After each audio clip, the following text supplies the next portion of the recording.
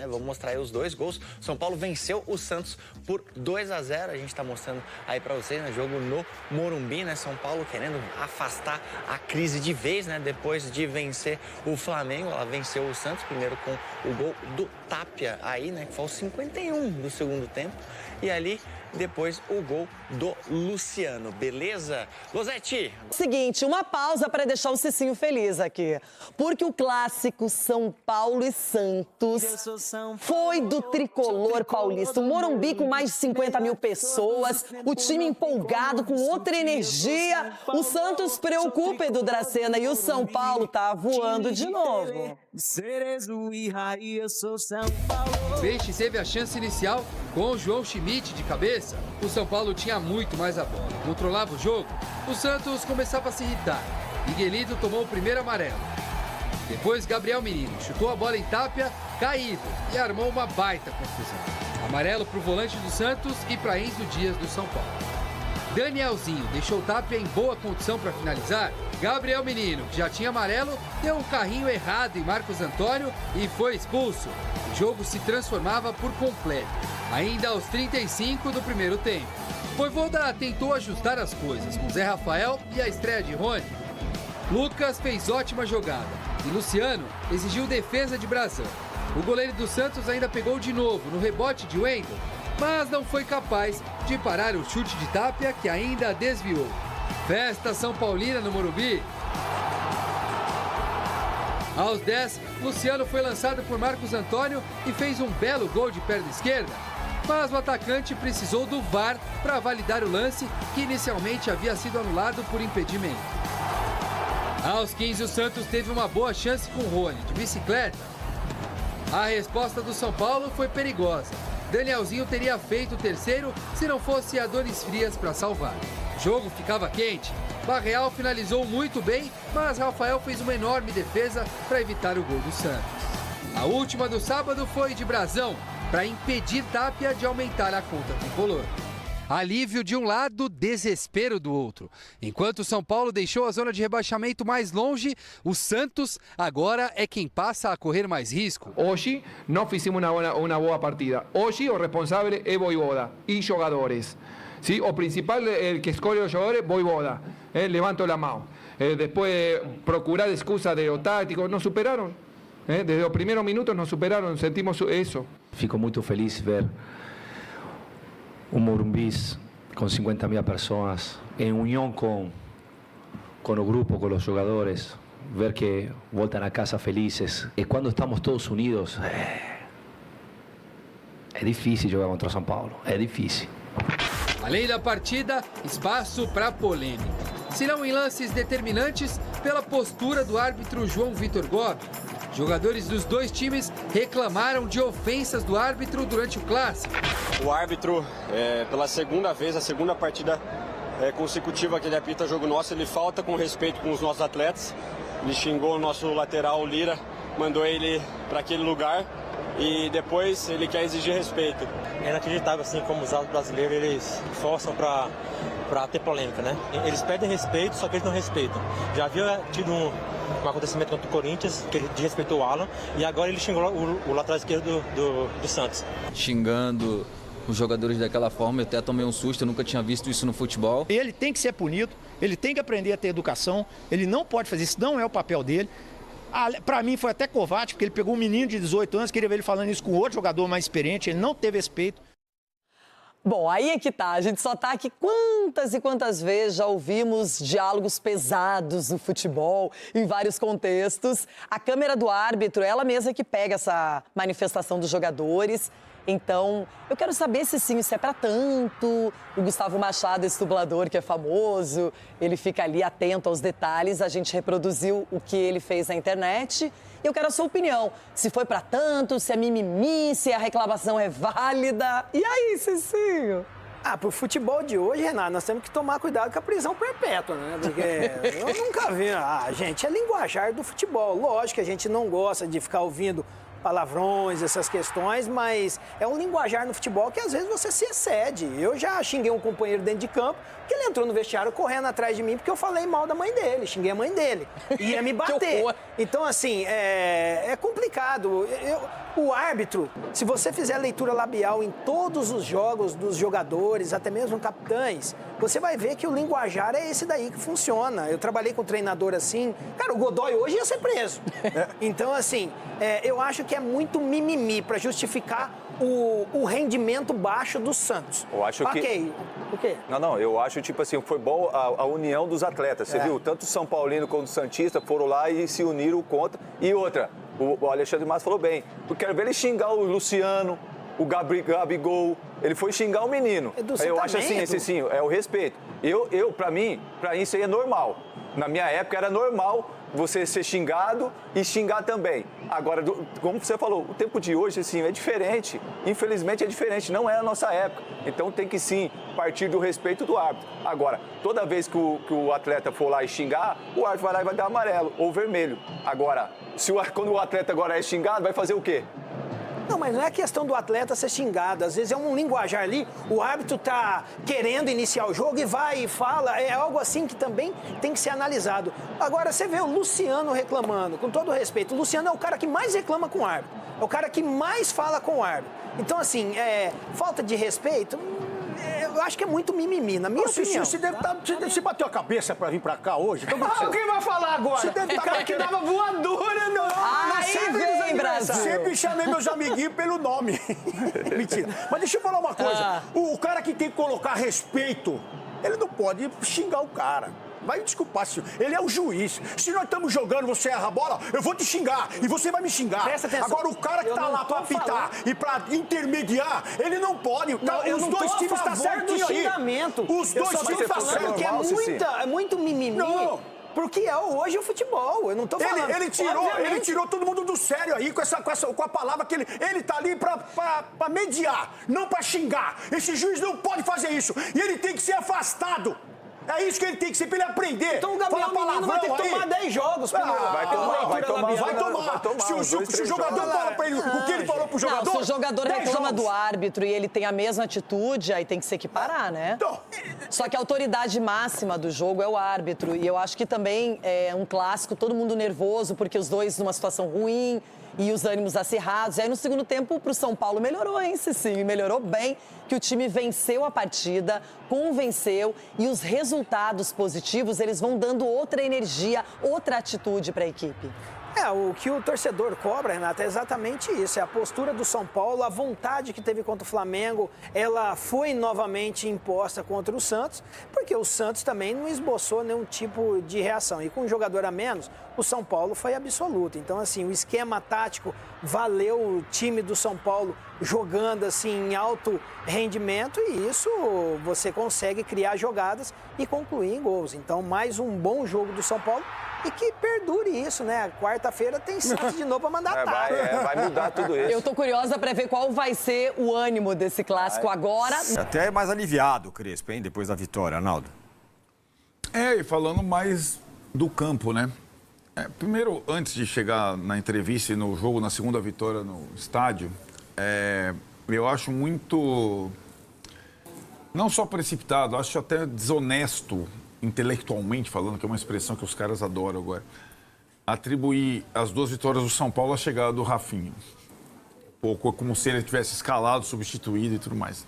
Agora... isso, você pode ver... Tá todo mundo falando, né? Da comunidade. Né?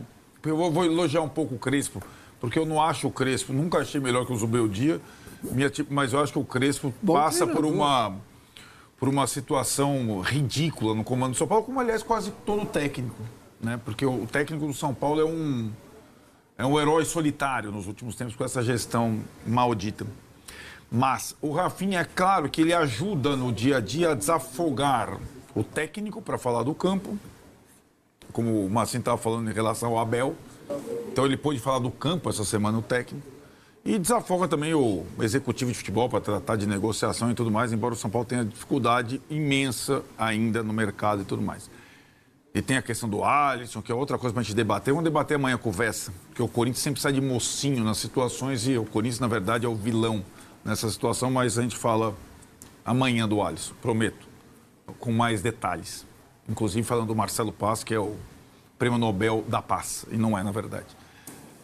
O Crespo, nesses 2 jogos com Flamengo e Santos, ele deu um passo atrás em termos de sistema de jogo, já que a gente estava discutindo aqui, e colocou em campo, repetiu um sistema em que o São Paulo se sente mais confortável, talvez o único que o São Paulo consiga jogar bem hoje, que é o sistema com 3 zagueiros e 3 volantes, sendo que os 3 volantes do São Paulo ocupam o Portugal que o Massa fala tanto, né? Porque são 3 jogadores versáteis.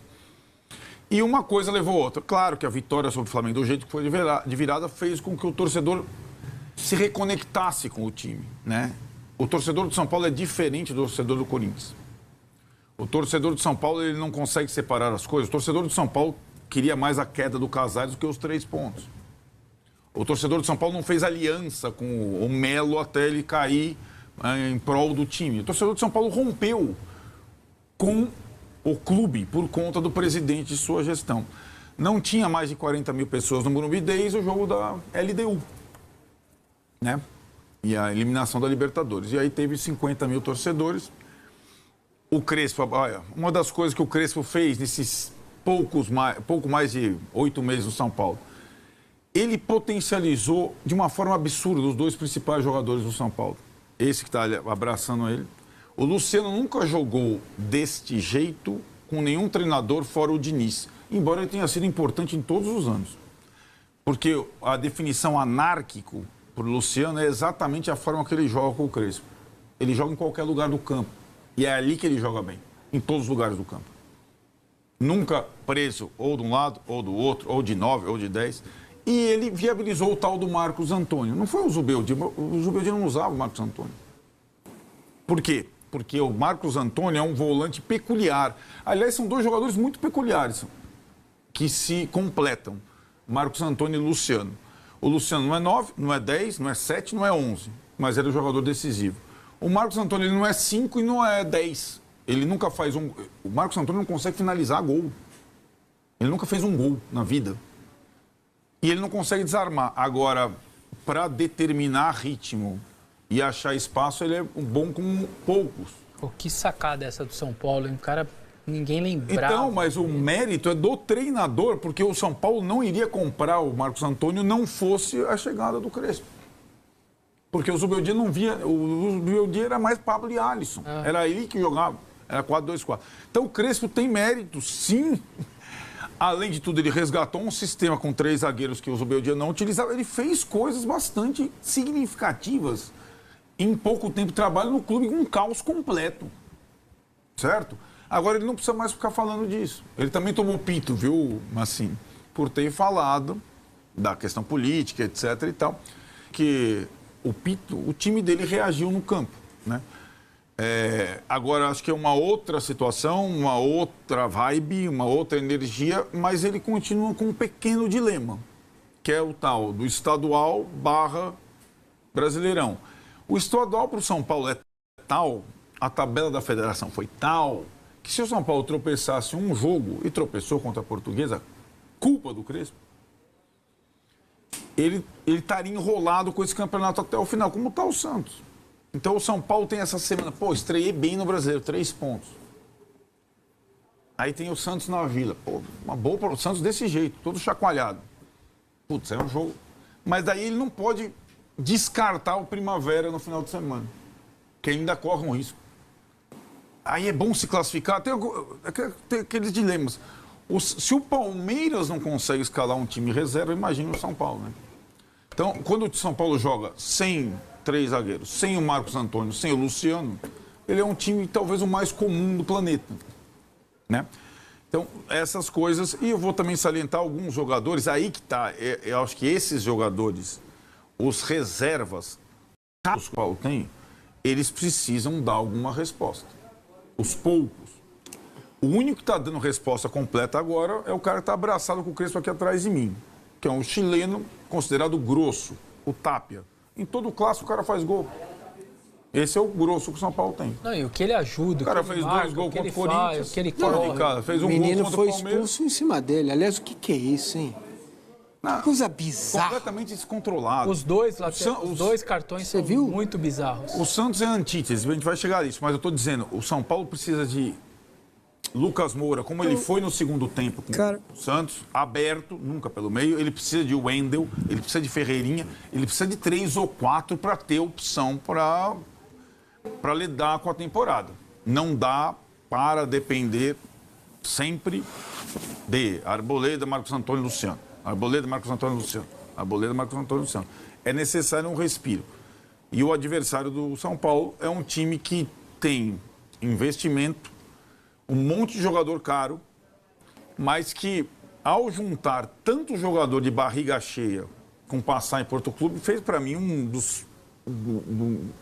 um planejamento surreal que é meio Alexandre Matos, Marcelo Teixeira, Neymar.